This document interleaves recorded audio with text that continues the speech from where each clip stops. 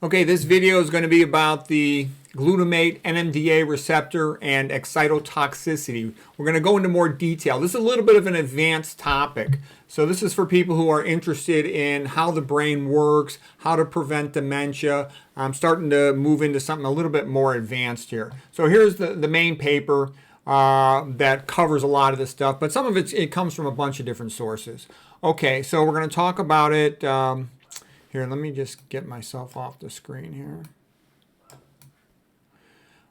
When they talk about apoptosis, usually that implies a gradual, slow cell death, and you can't see anything on a brain MRI.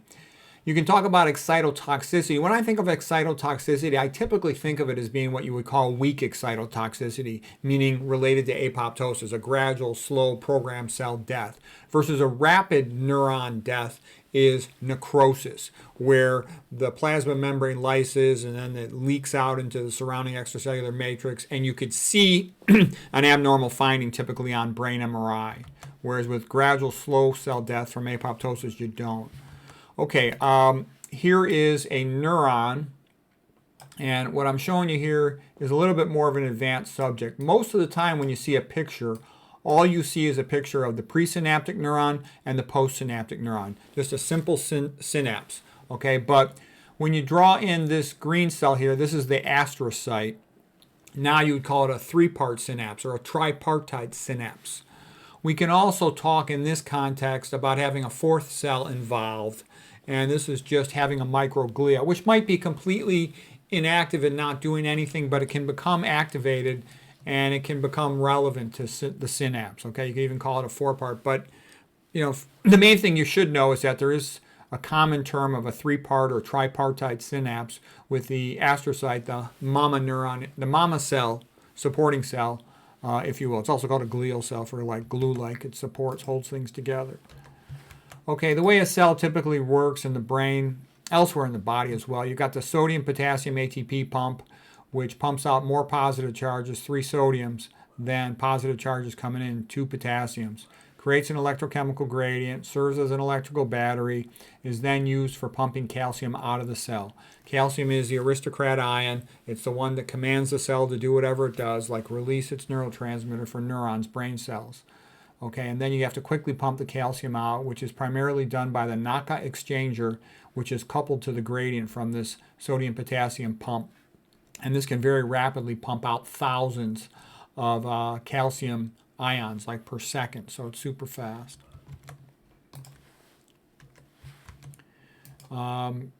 Westerners tend to eat way too much sodium, like 10 or more to 1 sodium over potassium, but we're designed to eat in the opposite direction, like 20 to 1 potassium over sodium. I mean, you need to eat at least about 5 to 1 potassium to sodium. It's called a K factor. To help prevent hypertension at a minimum, I would say. And that's based on the work of Richard Moore. Okay, here's a typical normal neuron. It receives incoming signals through the dendrites. When it receives enough of them or an intense enough stimulus, it'll fire an axon potential beginning at the axon hillock right here with a sodium channel. It will allow sodium to come into the cell. That depolarizes the inner resting membrane potential, now becomes more positive than it was before, and this will then activate voltage-gated calcium channels in the axon terminal, and these will cause the neurotransmitter to travel to the synaptic cleft and release the neurotransmitter, activate the postsynaptic neuron. Okay, when you want to turn the cell off, you got to pump this calcium out quick. We talked about the NACA exchanger, 2,000 per second calcium ions pumped out. You can also pump the calcium into the endoplasmic reticulum. It's called a Circa pump. You can also use the plasma membrane calcium ATPase, but it's a slow pump. But the important thing is you got to get the calcium out of there, and you have to use ATP to do it because you're always pumping against a gradient. Okay, now we're going to get into some little bit more advanced stuff.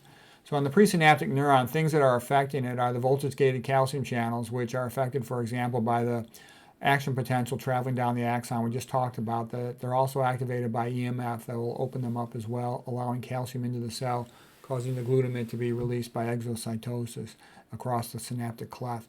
Cortisol bind to the neuron will also have the same effect of having glutamate be released into the synapse. Things that increase cortisol are primarily stress, sleep deprivation, caffeine, but also MSG, MFG, excessive dietary sodium will cause an increase in cortisol. The astrocyte is a supporting cell. It clears the glutamate out of the synapse through these excitatory amino acid transporters, types 1 and 2. And the glutamate's taken into the astrocyte, converted to glutamine by glutamine synthase there, and then the glutamine is released into the extracellular space and then taken up by the neuron, the presynaptic neuron, where it's converted back into glutamate. The astrocyte also makes lactate that the neuron uses for energy. Okay, those are some of the supporting things that the astrocytes do. So now we're going to get into a little more detail about the postsynaptic neuron, things that are kind of interesting. First of all, you have the AMPA receptor. So the R at the end of these receptors is for receptor. AMPA receptor, that lets in sodium. The sodium depolarizes the channel, depolarizes the postsynaptic neuron, makes its resting membrane potential more positive. And then this enables the magnesium to no longer be attracted to a previously highly negative resting membrane potential, something like negative 65 millivolts. Okay, so now the magnesium will bounce out of the NMDA receptor, and that will allow it to open up. Glutamate binds to it as well as serine, typically serine. This is what you would call a synaptic NMDA receptor. It tends to be relatively fast, and it has these subunits called the glutamate N2A subunit. So it's a fast version of the NMDA receptor. And it will then allow calcium in. And this is a normal physiologic process. It's very good for the cell. And this is what the cell does under normal conditions. It opens up something called the cyclic AMP receptor element binding protein, the Krebs protein it's typically called. And then that will increase BDNF, brain-derived neurotropic growth factors. This is all the good stuff happening through the synapse. That's what you want. However, if there's an excess of glutamate, the glutamate will then activate what is called the E for extrasynaptic NMDA receptor, NMDAR. Okay, and this has slower subunits called glutamate N2B subunits. So you don't normally want this opened up very much. Other things that will tend to open this up are binding with glycine. And then, we talked about it previously that glycine phosphate, glyphosate, can substitute for glycine, and it can then have an excitotoxin effect. In general, when this one is open, it's doing good things. In general, when this one is open, the extracellular NMDA receptor, it's doing bad things. Aspartate, like from aspartame, will also have a tendency to open this up.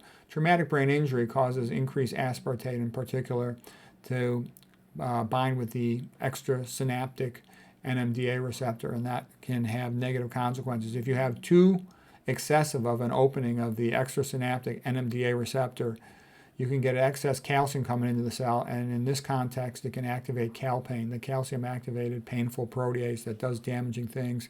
It can also lead to pathways of increased oxidative stress. We're not going to go into all that now, but I just wanted you to know that there's there's actually multiple ways to classify NMDA receptors, but there's two main locations for them.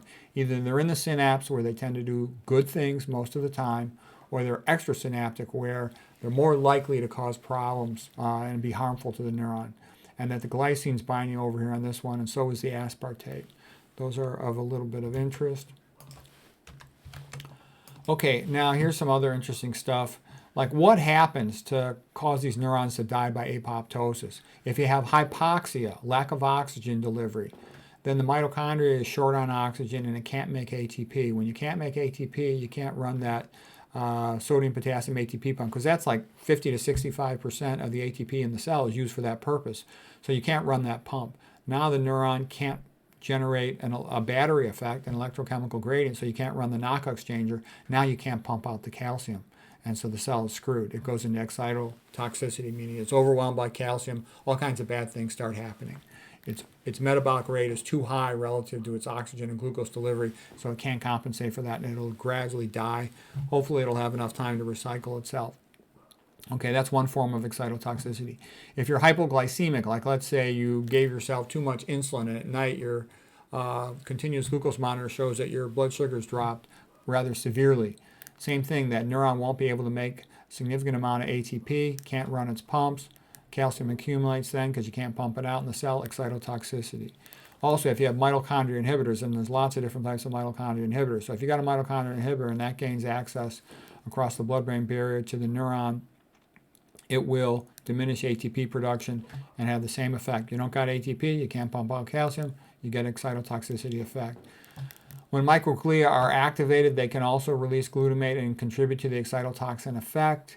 And so anyways, that's kind of interesting, and that's all we're going to cover for today. So I hope that was interesting.